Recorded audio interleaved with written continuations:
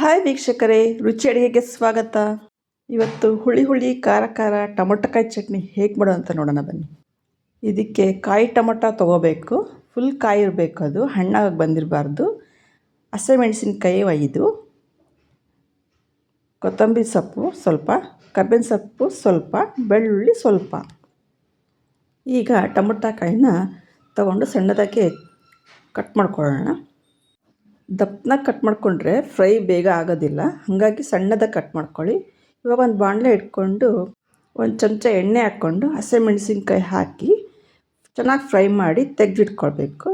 Next ಅದಕ್ಕೆ ಸ್ವಲ್ಪ ಬೆಳ್ಳುಳ್ಳಿ, ಕರ್ಬೇವಿನ ಸೊಪ್ಪು, ಕೊತ್ತಂಬರಿ ಸೊಪ್ಪು ಹಾಕಿ ಸ್ವಲ್ಪ ಬಾಡಿಸ್ಕೋಬೇಕು. ತುಂಬ ಬಾಡಿಸ್ಕೊಳ್ಳೋದು ಬೇಡ ಅದನ್ನು.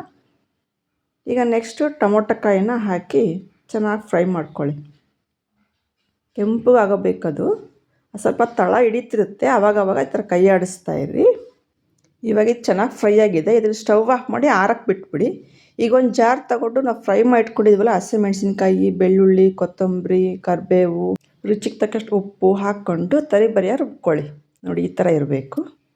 ಇವಾಗ ಫ್ರೈ ಮಾಡಿ ಇಟ್ಕೊಂಡಿದ್ದೀವಲ್ಲ, ಆ ಟೊಮೊಟೊಕಾಯಿನೂ ಹಾಕಿ ರುಬ್ಬಬೇಕು. ನೋಡಿ, ಈ ಥರ ಇರಬೇಕು. ಅದನ್ನು ತರಿಬರಿಯಾಗಿ ಇರಬೇಕು, ತುಂಬ ಪೇಸ್ಟ್ ಮಾಡ್ಕೋಬೇಡಿ. ಇದನ್ನು ಹೀಗೇನೂ ತಿನ್ಬೋದು. ನಾನೊಂದು ಒಗ್ಗರಣೆ ಮಾಡ್ಕೊಂಡಿದ್ದೀನಿ ಸಿಂಪಲ್ಲಾಗಿ. ಜೀರಿಗೆ, ಸಾಸಿವೆ, ಒಂದು ಕರ್ಬೇವಿನ ಸೊಪ್ಪು ಹಾಕ್ಕೊಂಡು ಈಗ ಅದನ್ನು ಹಾಕ್ಕೊಳ್ತಾ ಇದ್ದೀನಿ. ನೀವು ಹಾಕಿದ್ರೆ ಹಾಕ್ಕೋಬೋದು, ಬೇಡ ಅಂದರೆ ಬಿಡ್ಬೋದು. ಈಗ ಚಟ್ನಿ ರೆಡಿ ಇದೆ.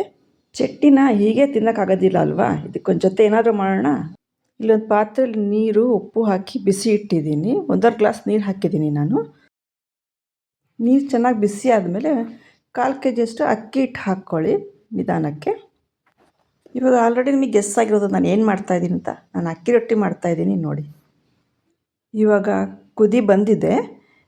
ಮುದ್ದೆಲ್ಲ ಕೂಡ್ಸೋಕ್ಕೆ ಅದೇ ಯೂಸ್ ಮಾಡ್ತಿರಲ್ಲ ಕೋಲು, ಆ ಕೋಲು ತಗೊಂಡು ಈ ಥರ ನಿಧಾನವಾಗಿ ಕಲಿಸ್ಕೊಳ್ಳಿ. ಚೆನ್ನಾಗಿ ಮಿಕ್ಸ್ ಆಗಬೇಕು ಅದು.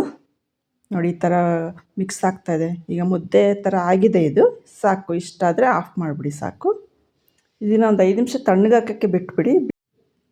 ಇವಾಗ ಮಣ್ಣೆಗೆ ಸ್ವಲ್ಪ ಅಕ್ಕಿ ಹಿಟ್ಟು ಸವರ್ಕೊಂಬಿಟ್ಟು ಅದ್ರ ಮೇಲೆ ಕೂಡಿಸಿಟ್ಕೊಂಡಿದ್ವಲ್ಲ ನಾವು ಅಕ್ಕಿ ಮುದ್ದೆನ, ಅದನ್ನು ಹಾಕ್ಕೊಂಡು ಚೆನ್ನಾಗಿ ನಾದ್ಕೋಬೇಕು ಗಂಟಿಲ್ದಂಗೆ. ಎಷ್ಟು ಚೆನ್ನಾಗಿ ನಾದ್ಕೊತೀವೋ ಅಷ್ಟು ಚೆನ್ನಾಗಿ ಮೆತ್ತಗೆ ರೊಟ್ಟಿ ಬರುತ್ತೆ. ನೋಡಿ, ಈ ಥರ ಚೆನ್ನಾಗಿ ನಾದ್ಕೊಂಡು ಸ್ವಲ್ಪ ಉಂಡೆಗಳು ತೆಗೆದಿಟ್ಕೊಳ್ಳಿ. ಈಗ ಇದನ್ನು ಅಕ್ಕಿ ಹಿಟ್ಟಲ್ಲಿ ಹಚ್ಕೊಂಬಿಟ್ಟು ಈಗ ಲಟ್ಟಿಸ್ಕೊಳ್ಳೋಣಂತೆ. ಸ್ವಲ್ಪ ಲಟ್ಟಿಸ್ಕೊಂಡಾದಮೇಲೆ ಈ ಥರ ಕೈಯಲ್ಲಿ ಶೇಪ್ ಕೊಟ್ಕೊಳ್ಳಿ. ಸೈಡಿಗೆ ಹೊಡೆಯೋದಿಲ್ಲ, ಆವಾಗ ನಿಧಾನಕ್ಕೆ ಲಟ್ಟಿಸ್ಕೊಳ್ಳಿ.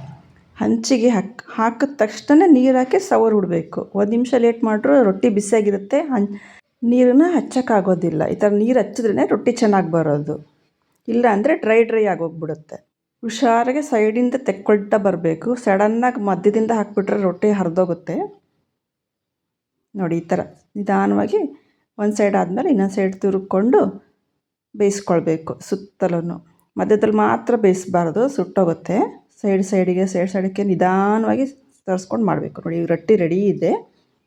ಇವಾಗ ಅಕ್ಕಿ ರೊಟ್ಟಿ, ಚಟ್ನಿ ಎರಡೂ ರೆಡಿ ಇದೆ. ಈ ರೆಸಿಪಿ ನಿಮಗೆ ಇಷ್ಟ ಆದರೆ ಶೇರ್ ಮಾಡಿ, ಲೈಕ್ ಮಾಡಿ, ಕಮೆಂಟ್ ಮಾಡಿ.